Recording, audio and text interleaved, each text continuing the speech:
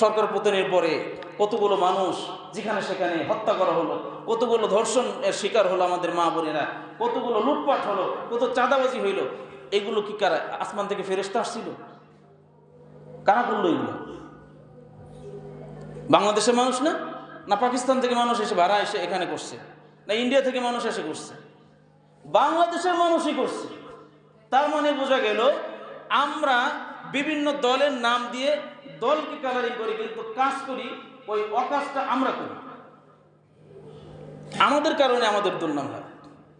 এখন সামগ্রিকভাবে বাংলাদেশের মানুষ সবাই যদি একটা অন্যায় কাজে লিপ্ত হয়, নাম পড়বে বাংলাদেশের মুসলমানরা অন্যায় কাজে লিপ্ত আছে। তার মানে তখন বিশ্ব পরিচয়, বরঞ্চ এটা জাতীয় পরিচয় আমাদের, যে মুসলমানরা তখন খারাপ হয়ে যাবে। এখন তো বলতেছে যে আওয়ামী লীগরা খারাপ করে, বিএনপিরা খারাপ করে, জামাত ইসলাম খারাপ করে, কিন্তু তখন বলবে কি মুসলমানরা খারাপ করে। তার মানে এর মধ্যে আওয়ামী লীগ, বিএনপি, জামাত ইসলাম, জাতীয় পার্টি সব আছে। তখন আমাদের জাতীয় পরিচয় নিয়ে সবাই বলবে যে মুসলমানরা খারাপ। এই জন্য আসুন, আল্লাহ তাআলা আমাদের সকলকে চিন্তা শক্তি দান করছেন, এটাকে কাজে লাগাই। আমি একজনকে বিষয়ে সাক্ষী দিব, সে ভুল বা সে ভুল, সে সঠিক, এটা সঠিক, এটা আমার সঠিক চিন্তা শক্তি। আর যদি বলি না যে ভুল, সে আমার দলের লোক সঠিক, তাহলে আমার ভ্রান্ত চিন্তা শক্তি, যে চিন্তা শক্তিটা ইহুদি, কাফের, নাসারা, ওদের চিন্তা শক্তি।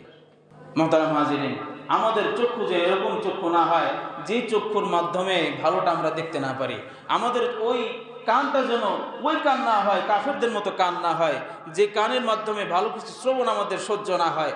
আমরা যেন ওই দিলওয়ালা না হই, যে দিলের মাধ্যমে আরেকজনের ভালো কথাটা গ্রহণ করতে না পারি, গ্রহণ না করে বরঞ্চ আমি তার উপর ক্ষিপ্ত হয়ে যাই। এরকম ইহুদি মার্কা কান এবং ইহুদি মার্কা শ্রবণ শক্তি, ইহুদি মার্কা দৃষ্টিশক্তি যেন আমাদের না হয়। আসুন আমরা আমাদের চিন্তা শক্তিকে কাজে লাগাই। আল্লাহ তাআলা প্রত্যেককেই আকল দান করেছেন, প্রত্যেককেই মেধা দান করছেন। যদি আম্বিয়া আলাইহিস সালামগণ পৃথিবীর মধ্যে না আসতেন, ইমাম আবু হানিফা রাহমাতুল্লাহ আলাইহির একটা কওল অনুসারে, সেটাকে নকল করে বলি, যে মানুষের চিন্তা শক্তি দিয়ে ইসলাম ধর্ম গ্রহণ করে আল্লাহ তাআলার একত্ববাদের স্বীকার করা প্রত্যেকের জন্য ওয়াজিব ছিল। কি দিয়ে? চিন্তা শক্তি দিয়ে। সে আল্লাহ তাআলাকে স্বীকার করবে, আল্লাহ এক, এটা বলবে। এটা কোনো নবীর দাওয়াত ছাড়া একা একা করা প্রত্যেক মানুষের উপর আবশ্যক ছিল।